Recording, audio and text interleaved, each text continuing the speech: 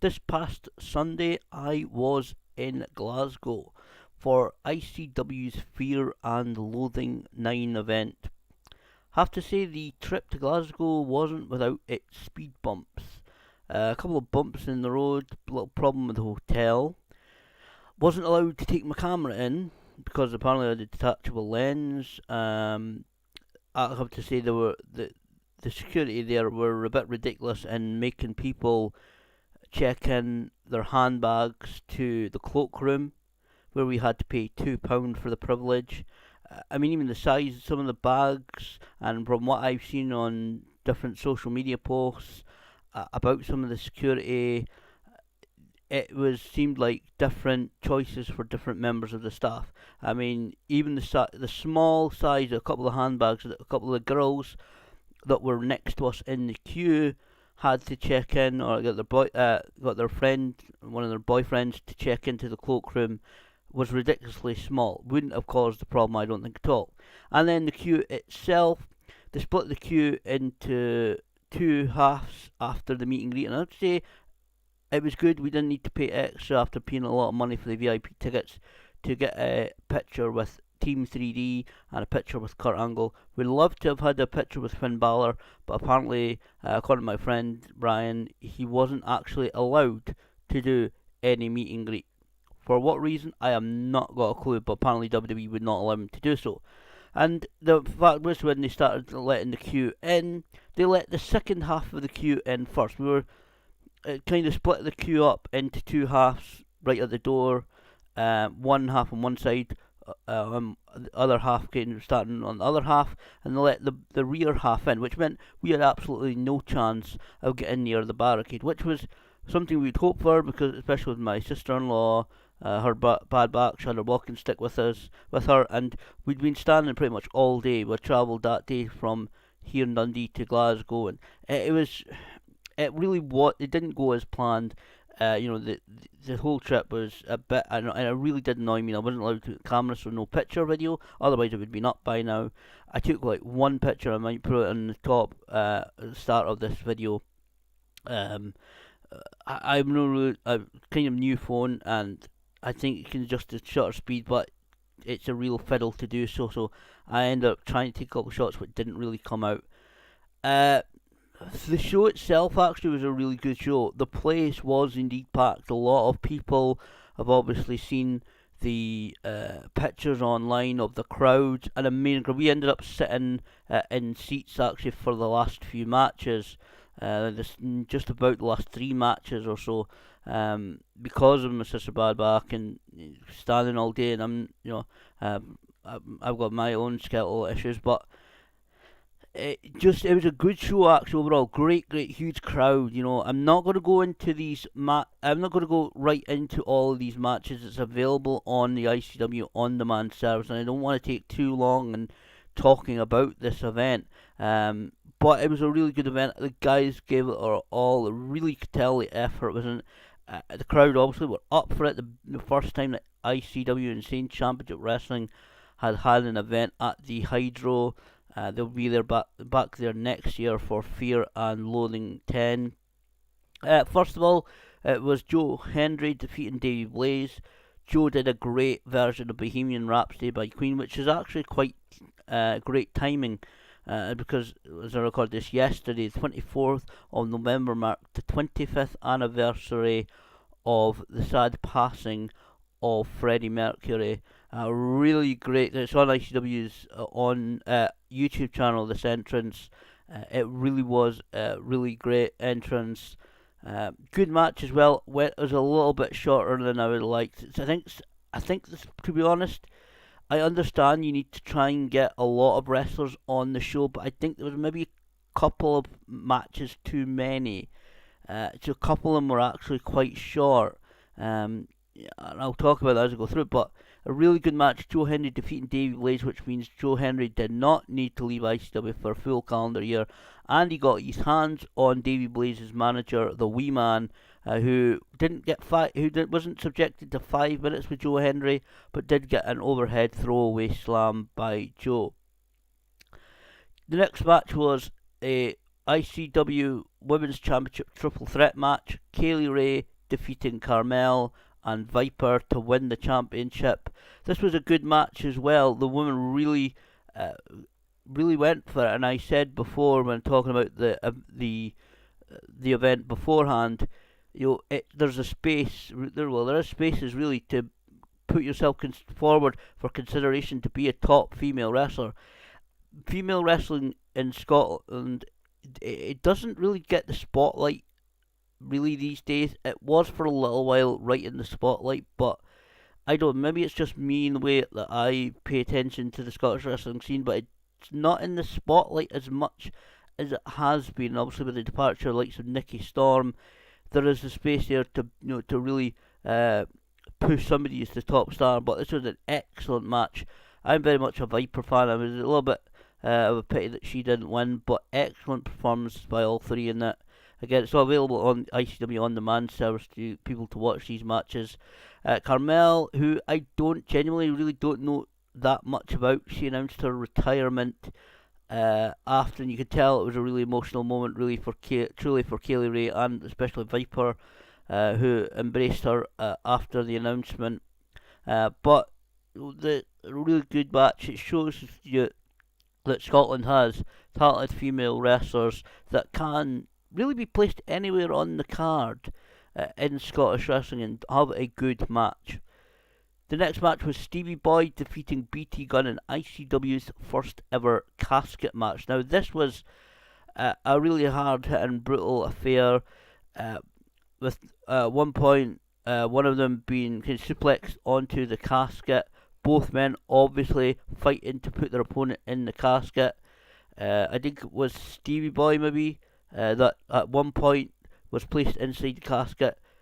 BT Gunn tried to close the lid, but he had his foot on outside of the casket, like kind of reminded me of like somebody going for a pinfall, but their opponent having their foot on the rope. That's exactly where it was, and it was a spring kind of casket, so the effect of being hit into or onto the casket was slightly taken away because it was kind of spring loaded base.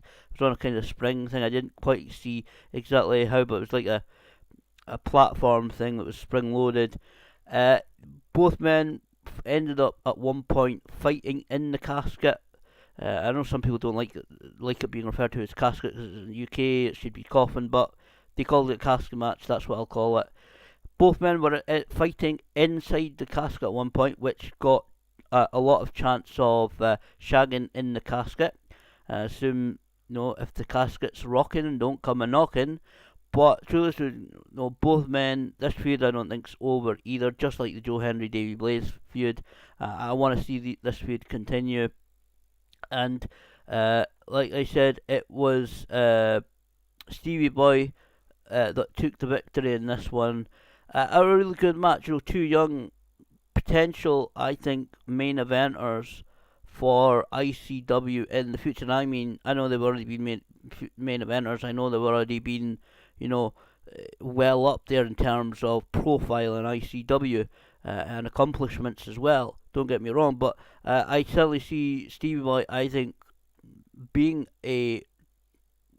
potentially, at least, being a permanent main eventer for ICW, maybe heavyweight title runs, etc. He's still quite popular wrestler, established these days in ICW. It was a good match. Look forward to seeing that one back as well.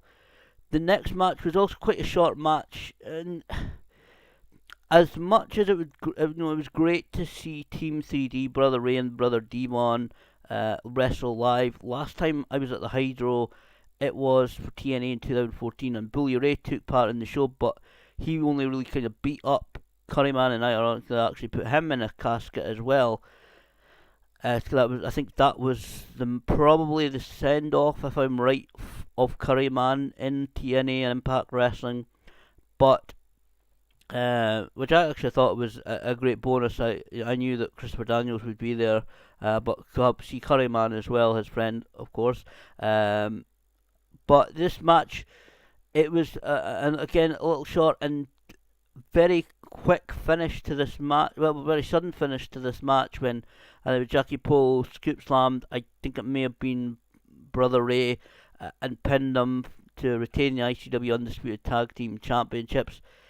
There was no real build up to the finish. I knew going into it, Team 3D were not going to win for obvious reasons. They couldn't walk out as ICW Tag Team Champions. But it was a good match. Great to see the What's Up by Brother Ray and Brother Devon. They went for a Team 3. They went for a 3D at one point, which I think pretty much. Again, I've not had the chance to watch it back. I've not had the chance to sit down and try and watch it back. But it looked to me where I was standing, which wasn't a great position. So again, really, in the mood, to be honest, at that point, I was really not in the mood of trying to adjust my phone, try and take any pictures. It wouldn't have been very good pictures anyway. But he kind of missed the kind of cutter aspect of the kind of neck breaker aspect of the 3D, and again I'd have to watch it back, but so it ended up more like a flapjack by Brother D1. But great seeing Team 3D. It was a decent match. Davey Blaze came out after the match, and he was the one that ended up being put through the table. I have to say, Brother Ray did declare the match a no disqualification match. In my mind, the match worked, but it could have been a little bit better, a little bit more use of weapons, a little bit. The Team 3D both brought out tables, and I don't believe that the tables really even moved during the match. Again, people in front of me wasn't the greatest standing position, wasn't the greatest view that I had, but they could have teased it a little bit more. They could have maybe teased stuff a little bit more, but I don't honestly think, because of the amount of matches on the card, I don't think that really had the time to do so. But again, it was a career highlight for Polo Promotions, Jackie Polo and Mark Coffey, not only to take on, this is kind of the theme of the night, to take on huge stars like Team 3D, but also to gain the victory over them, which is, again, I'll talk about this as I go on. The next match was Kenny Williams defeating Lionheart, Andy Wild, Zach Gibson, Liam Thompson, Eston Reese and Aaron Echo in the Stairway to Heaven match for the ICW 0G Championship. Kenny Williams was added to this match right at the start of it. Mick Foley, who was the commissioner, who was supposed to be there in person, actually Finn Balor was there in person. I'll talk about that when I talk about the penultimate match of the night, the kind of co-main main event. Really the main event. I thought this kind of maybe should have been the main event, but for whatever reason it wasn't. Mick really, it was supposed to be via satellite, but it was obviously via video. But Mick Foley, the commissioner, added Kenny Williams, who wasn't previously booked on this card after losing one of the Stairway to Heaven qualifying matches, was added to the match, and it was a 7-person elimination match until the final two, which ended up being Kenny Williams and the ICW 0G champion Lionheart would face off in a ladder match.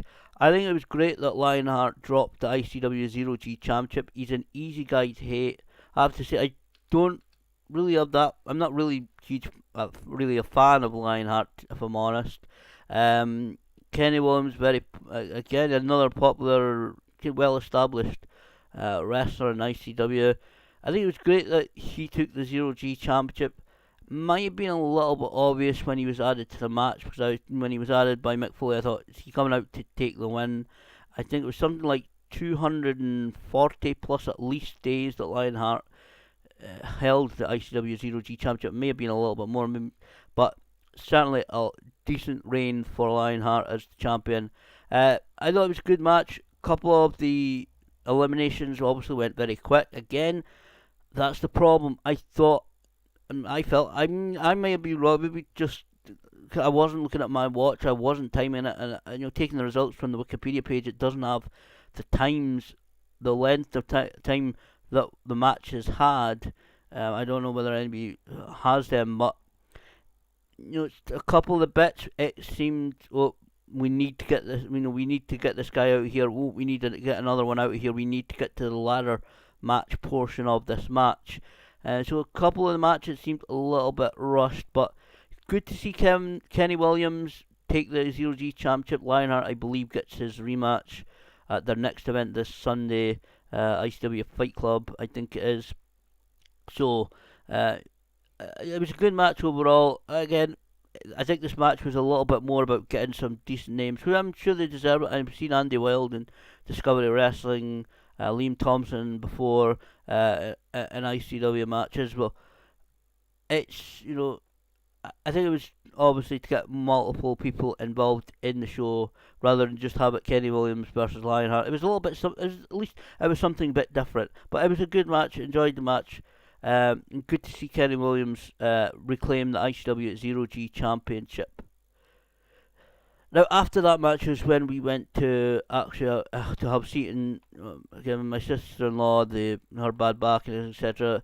And we'd been standing all day, and it'd be a long week for me as well, doing different work things and a couple of various events that I'd gone to, and that it was an exhausting week overall. So by that point, the sixth match we ended up for the last 4 matches. Actually being in the seated area, it's actually quite some distance away from the ring, because the main area was all standing. But the Louis Garvan versus Ricochet match was really good. There's a great picture doing the rounds by Mr. David J. Wilson, a great photographer, of Ricochet doing the dive onto Louis Garvan, who has really come along in these last couple of years. He's been long touted these last couple of years as being one of Scotland's great young wrestlers, and he truly is starting to become, the wrestler that I think everybody has touted him to already be. The more experienced, the different companies that he's working. I know he's Discovery Wrestling's Wide Division champion. And this was a great performance. Louis Garvan defeating Ricochet in this match. I think it was the crossface he had on Ricochet, and Ricochet tapped out. That was an amazing match. Again, I really do need to sit down and watch this event again. But Louis Garvan having a victory over the likes of Ricochet, and a really great technical match. Again, but even though we were quite a distance away from the ring, we could see the ring. We could see also the big screen high above, almost like Raw, and we could also see the big Titantron, so we could see exactly what was happening. We weren't missing out on any of the action, which was good. And the pyro as well that they had during the show was great. I mean, when they put the flames up for a couple of entrances, you could feel the heat from where we were sitting, and that was quite some distance. So, the really great match, really great technical, high flying match, a really enjoyable match. And Louis Garvan again really is starting to claim,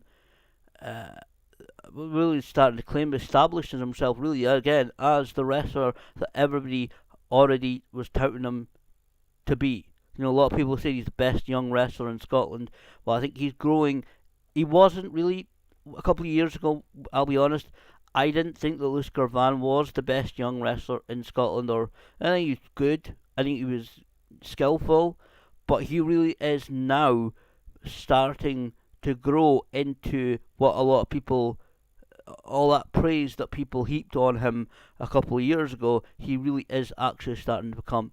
Really good match. Where does Louis Garvan go from here? I think up is the only way forward for Louis Garvan in wrestling. The next match, Wolfgang defeating Trent Seven in a steel cage match for the ICW World Heavyweight Championship. I don't really know Trent Seven. Again, that's one of the things, with being, having so much and so many wrestlers and so many companies and everything like that these days in UK, I don't really know that much about Trent Seven. Wolfgang is, an well-established long-standing ICW star. Fully deserved to be an ICW World Heavyweight Champion. Took the title from Joe Coffey, who just moments after, I think Wolfgang cashed in his square gold briefcase. It's kind of like a Royal Rumble with weapons match that they have every January. I think it's in Newcastle next January. So Wolfgang cashed in the briefcase just after Joe Coffey defeated Big Damo for the ICW World Heavyweight Championship, where I thought that was the direction that we're heading. Joe Coffey versus Wolfgang in an ultimate showdown at Fear and Loathing. Obviously, that didn't work out to be the case. It was Wolfgang versus a kind of a newcomer to ICW, I believe, and Trent Seven. A really good match, kind of good match. It was quite brawling. Wasn't a huge deal of thought, I didn't think, get into that. Again, it was maybe a little bit rushed. A great ending to it, though, a real mistake by Trent Seven. Both men were on the top of the steel cage. They were straddled on the top. Trent Seven with the brass knuckles punched Wolfgang, which sent Wolfgang flying off the cage and I believe through a table, and through a couple of tables actually, and obviously that meant Wolfgang had kind of escaped the cage and therefore won the match, retained the ICW Heavyweight Championship. So an interesting end to that match. Trent Seven making a huge mistake, kind of similar to the St. Valentine's Day Massacre where the Big Show threw Stone Cold Steve Austin into the side of the cage. The cage swung open and Austin was able to fall down and hit the floor and win there. So it was a really kind of unlucky mistake by Trent Seven, costing himself the win and the ICW Heavyweight Championship.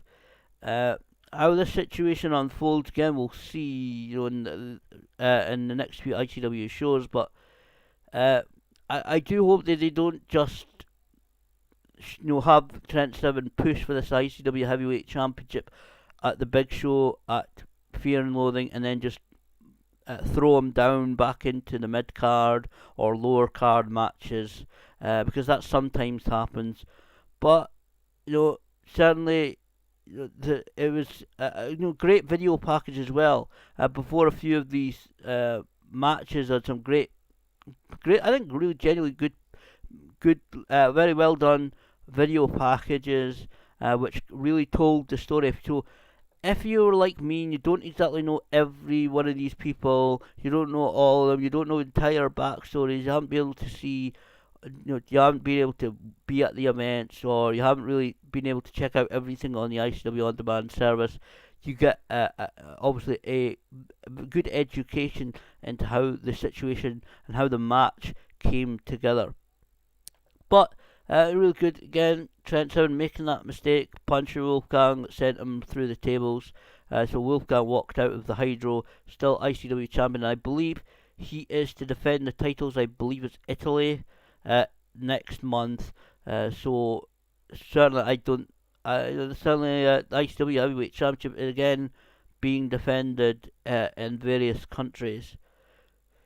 The penultimate match, Team Dallas, Chris Renfrew, Grado, Sha Samuels and DCT defeated Team Black Label, Jack Jester, Kid Fight, Drew Galloway and Bram, for Mark Dallas to become once again the 100% owner and controller of Insane Championship Wrestling. Couple of thoughts on this match. First of all, Bram really looked like Triple H. If he had a little bit longer hair, he could have easily been mistaken for Triple H. He had obviously the knee pads, the elbow pads, he had the taped arms, not just the taped hands, but it went right up his arms, and he had the short trunks on as well, so he really looked like Triple H. Finn Balor, as I said, Finn Balor was the special guest in Portland because Mick Foley was originally scheduled to be there, but then became the general manager of Raw and wasn't able to be attending in person. I thought this was a good match. Again, it's difficult in these matches, an 8-man tag team elimination match. It's difficult to work all of these guys into the match, but I think that the way they did it was good. You had the heels really leading, which really should be done in these kind of matches. Your heels get the advantage, and it looks like the heels which were Team Black Label, Jack Jester, Kid Fight, Drew Galloway, and Bram, that they were going to really just roll over Team Dallas and take the victory. I thought the ending was good as well. Finn Balor came out. Jack Jester, had been eliminated, gave the lead pipe over to Finn. Finn Balor used it on I believe it was Drew Galloway. Chris Renfrew hit the stunner, and the victory for Team Dallas. It was a really good match. You could tell that was one of the matches that the crowd were really there for. Ownership storylines in professional wrestling are done all the time. Sometimes maybe done a little bit too much. I would like to see ICW give that maybe a little bit of a rest right now. Mark Dallas did fire Team Black Label's leader Red Lightning, who was really struggling with Mark Dallas for control of the company. I would like to maybe see them give that storyline a little bit of a rest and have Mark Dallas or whoever they're going to have as kind of a position of authority, and I assume it will be Mark Dallas, actually, kind of try and run the company and really try and invigorate the kind of competitiveness of the company. So people are really striving to win on shows that may not seem to, and matches that may not seem to mean much, but they're there. They want to try and climb the ladder. They want to put themselves in championship contention. That's the way I would like to see ICW go forward. They do need, I think, to start, to try and really put in a good effort of bringing through new talent. I'll talk about that in a minute. The main event, the last match of the night, was Joe Coffey defeating Kurt Angle, again by submission. Joe Coffey had Kurt Angle in a Boston Crab, and it really surprised myself, my brother, and his girlfriend when we looked. We genuinely looked at each other after Kurt Angle had tapped out. I don't need to go into Kurt Angle, his accomplishments. It was great to see him live again. He was at the TNA show in 2014, but to see Joe Coffey actually tap out Kurt Angle was a surprise.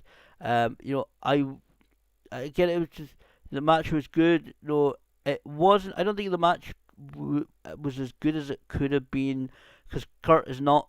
He said it in a recent podcast, and it was on the Steve Austin show, that he's not 100% nowadays. He's around about 75-80%, I think he said. But to see that moment live where we just, Kurt Angle was in a Boston Crab, and I thought he's just gonna, even though Joe Coffey dragged Kurt back into the center of the ring, I thought Kurt is going to do something. He's going to twist his body. He's going to reach the ropes. He's going to do something to escape. But no, he tapped out. That was actually, to me, a legitimate surprise. That Joe, Joe's a great wrestler. He's been the Iron Man of Scottish wrestling. He's taken on loads of major names in the last couple of years. But that is definitely going to be a career highlight for Joe Coffey, to tap out Kurt Angle in the middle of the Hydro, in the middle of the ring. ICW's biggest event of the year, Fear and Loathing. That's got to be a career highlight. And if anybody had that occur to them and they say that it's not a career highlight, they must surely be lying. But that was just an amazing match. Great to see two guys who were, I think, well matched face each other. I think that was absolutely spectacular. Again, I'm going to have to go look back and watch this event, ICW On Demand, Fear and Loathing 9. Overall, apart from the kind of bumps in the road, the annoying bits of the trip, I think it was a good show. One I'm looking forward to watching back. Overall, actually, it was an enjoyable night. Again, maybe could do with maybe one or two less matches to give a couple of the matches a little bit more time. But overall, I think it was a good show. I think ICW could be proud of what they put on last Sunday. I think they can, they're really, a lot of people are going to, of course, question what is next for ICW. And I have to say that is a very difficult question to answer, but I think after this Sunday, it seems at least that they're going in the right direction.